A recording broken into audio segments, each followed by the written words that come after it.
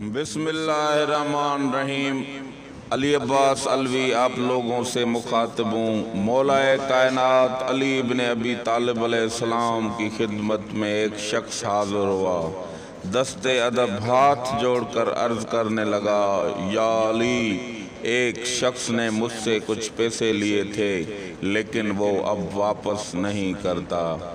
मैं तो मांग मांग कर थक चुका हूँ और अब तो बात यहाँ तक पहुँच गई है कि वो मुझसे मिलता भी नहीं है।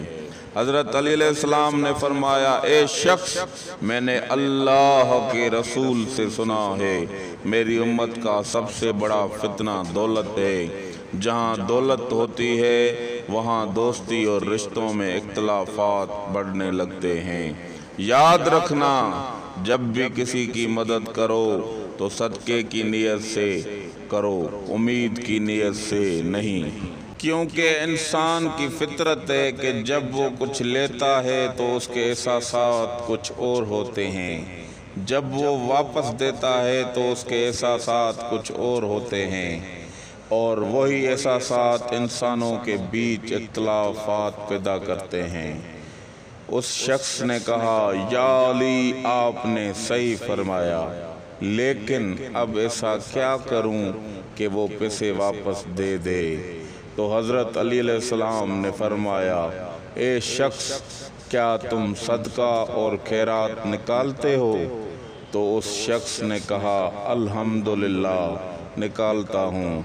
तो हज़रत अली अलैहिस्सलाम ने फरमाया, ए शख्स, याद रखना, जिसके पास तुम्हारे पैसे हैं लेकिन वो पैसे देने पर कुदरत नहीं रखता, तो जितना वक्त उसके पास तुम्हारे पैसे हैं तब तक उन पैसों का तुम्हें सदकात और खैरात का सवाब मिलता रहेगा।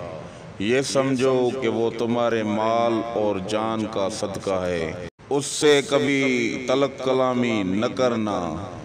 लेकिन अगर उसके पास तुम्हारे पैसे हैं और वो तुम्हें देने पर कुदरत भी रखता है तो फिर भी तुम्हें पैसे नहीं देता, तो इशा की नमाज के बाद 108 मरतबा सूरे फातिहा पढ़ना और दुआ करना कि ए मेरे अल्लाह, मैंने तेरे बंदे से नेकी की है, उसका मुझे ये सिला मिला है कि मुझे बार बार रुसवाई मिलती है, तो ए अल्लाह, अपने बंदे के दिल में ये डाल के मेरी नेकी का बदला नेकी से दे। मुझसे नेकी करे, मेरे पैसे वापस कर दे।